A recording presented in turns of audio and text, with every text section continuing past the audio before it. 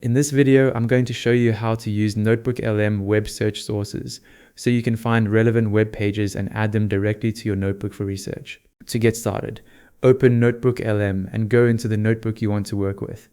On the left-hand side, you'll see the Sources panel.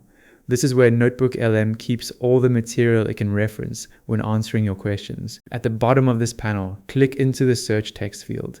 You'll also see two drop-down menus underneath it. In the first drop-down, select Web. This tells NotebookLM that you want to search online rather than add a source from another location. In the second drop-down, choose either Fast Search or Deep Search. Fast Search is useful when you want results quickly, while Deep Search is the better choice when you want NotebookLM to search more thoroughly for information on your topic. Quick side note, for more practical NotebookLM tutorials, subscribe to Ecom Control. Now enter the topic or keywords you want to research in the text field, then press enter.